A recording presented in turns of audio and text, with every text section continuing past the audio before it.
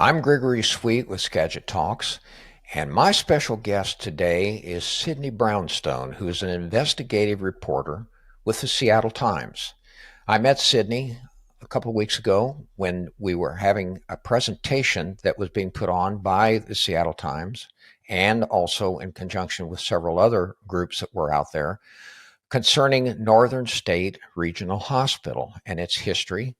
And I invited Sydney to come on the program because I thought that what she and the people at the presentation that were making at that time was so fascinating that you would want to hear that. Sydney, thank you so much for joining me here today.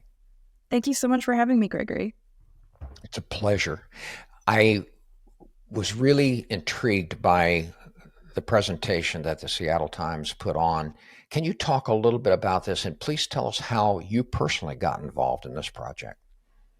Sure. So I was a new investigative reporter at the Seattle Times. I had just come off of covering the homelessness beat in Seattle, and that involved a lot of coverage of mental illness, substance use disorders, and my boyfriend and I were just taking road trips around the state, and one of the places we wanted to visit was the grounds of Northern State Hospital. His mother had worked at a psychiatric hospital as an attendant, and I had an interest in it. And we ended up walking around the beautiful old buildings, and we stumbled upon the cemetery. Walking into the cemetery, it was odd because we couldn't see any real visible markers for gravestones, but we did see a man who appeared to be digging near the fence line, and that was really bizarre.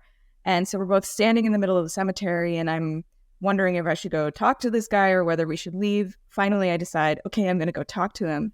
Turns out that this man, John Horn, is a local Cedro-Woolley resident who, for years now, has been working to uncover and identify the grave markers of former Northern State patients. And I was instantly captivated by the story, and it just kind of snowballed from there. I see. You have picked up on a history that unfortunately had been long forgotten, both you and Mr. Horn. And it's really wonderful that you have grabbed this story and got to know some people personally that were involved in this, not only nurses and former residents. And then one of the things that I noticed was that you met the great granddaughter of a resident there. They had kind of a very sad but extremely fascinating story. She did. So I met Carrie Davidson, an Auburn resident through John, and she had reached out to the Facebook group that John runs called Friends of Northern State, looking for any information possible about her great grandmother. She had been on this long quest to identify this woman and find out anything she could because her great grandmother had essentially been erased from family history. Her grandfather had been adopted. He never understood why he had been adopted or why his mother gave him up. It was only, generations later after his death that his granddaughter, Carrie, learned that her great grandmother had given birth to her grandfather while she was a patient at Northern State, was paroled to give birth to him, and then never saw him again. So together, Carrie and I started looking for information about her great grandmother, Lillian, through the state archives, through any records we could get our hands on. And of course, one of the central mysteries of Lillian is where she's buried. The only thing it says about her in Northern State records is that she was cremated. And we know that there are an estimated 900 cremated remains at Northern State and elsewhere in the Skagit Valley of Northern State patients whose remains were placed in metal food cans, but unmarked in their burial locations. So she has this ongoing mystery that she still hasn't solved. I'd like to point out too that you made a really fascinating short documentary about Lillian. And let me point that out. It's at Get Me Watched. It's free of charge. It's at st.news Finding Lillian, a remarkable documentary about a woman who you've managed to bring back through this wonderful documentary. Um, were you able to find out what her cause of death was? Because she was only 34 years old, I noticed, when she died. Yes. So, well, first, credit for the documentary largely goes to my colleague Lauren Frone, who I managed to convince to work with me on this, and she's absolutely brilliant. Lillian's cause of death was tuberculosis, and Ah, many patients at Northern State died of tuberculosis. What happened is, um, they built this beautiful campus, but shortly after the hospital opened its doors, the wards were flooded with people from all over the state. Counties and cities were desperate to offload the costs of care from their almshouses to the state hospitals. And as a result, the wards were overcrowded. And in biannual reports to the legislature, we see, year after year, the superintendents asking the legislature to fund separate wards for tubercular patients, and that request just being ignored year after year. So many Northern State patients in the early days died of tuberculosis. I want to point out to Sydney your incredible story that you wrote about Northern State as an investigative reporter.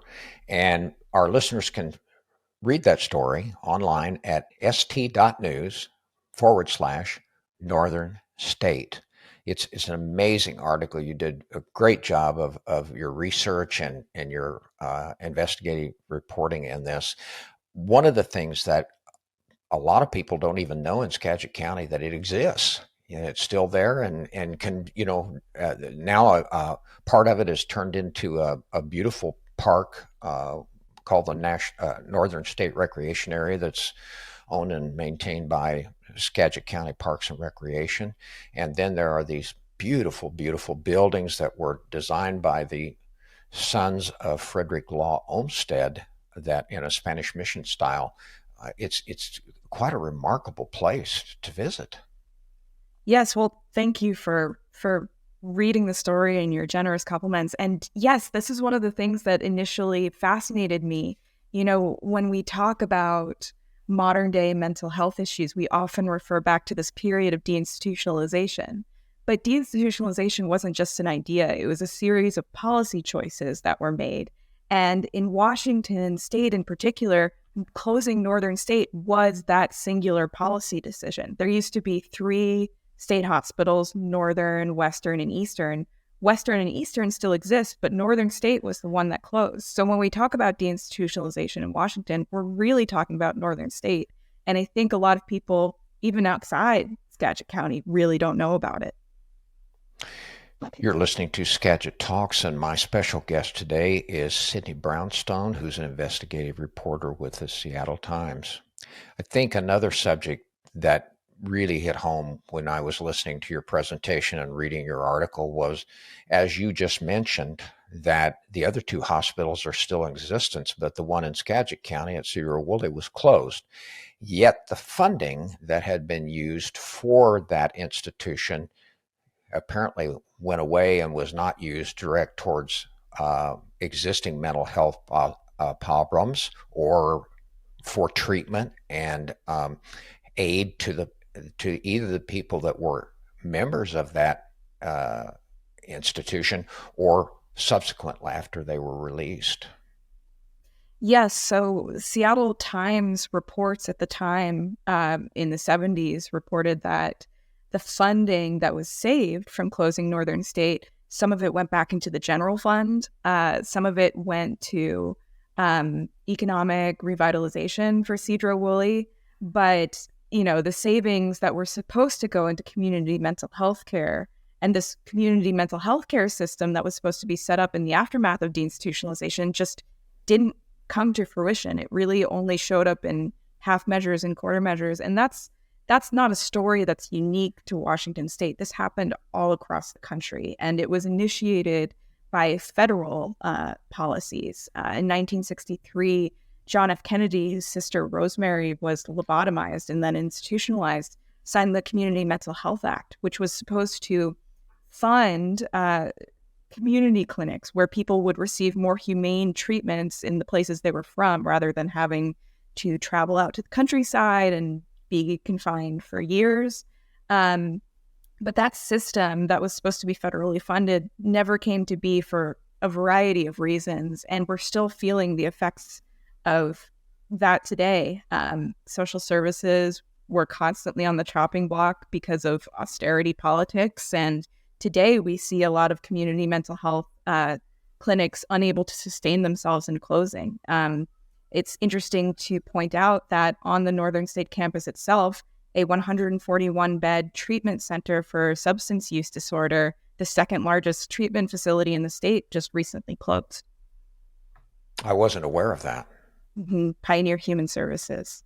I knew it was there, but that today was the first I'd heard that it had closed. What's next, Sydney? I know your work, this is ongoing with you. What are you doing and the people that are helping you, like John and others, doing?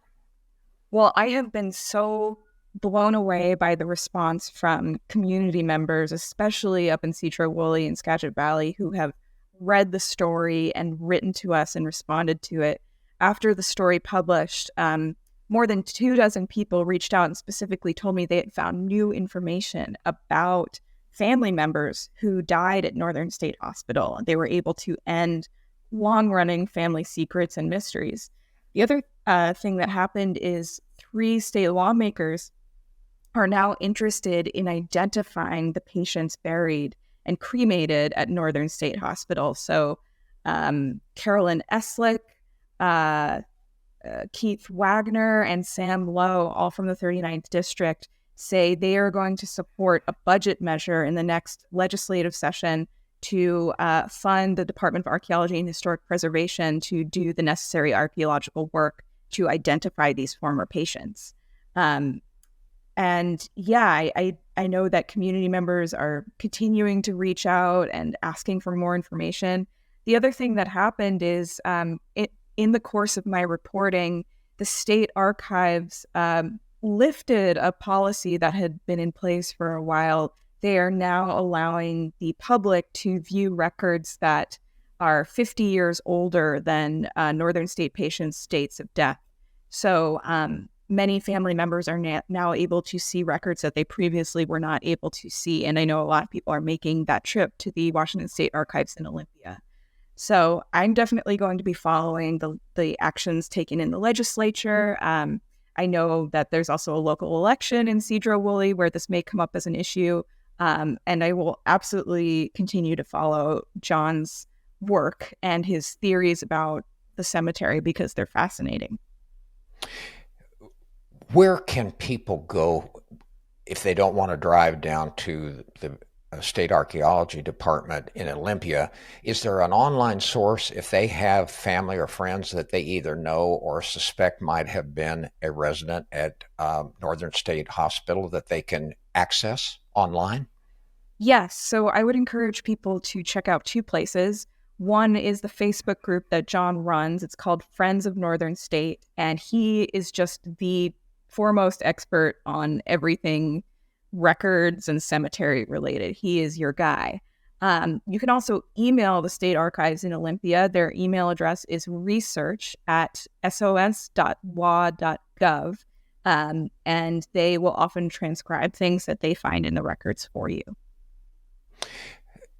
Let me point out that if you have not visited Northern State Hospital recreation area or the buildings that are out there that are now run by the Port of Skagit, you should go out there and just, if nothing else, to look at this beautiful campus and the buildings that are there. And by all means, take advantage of the recreation area that so many people have worked so hard to build up and bring an awareness to this. And in speaking of that, let me repeat Sydney's article.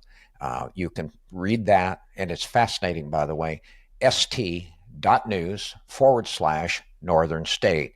And the beautiful film that was made about Lillian is called st.news/Finding Lillian. Sydney, thank you so very much for being on the program today. Thank you so much for your wonderful questions, Gregory, and for having me. This is great. I'm Gregory Sweet, and this is Skagit Talks.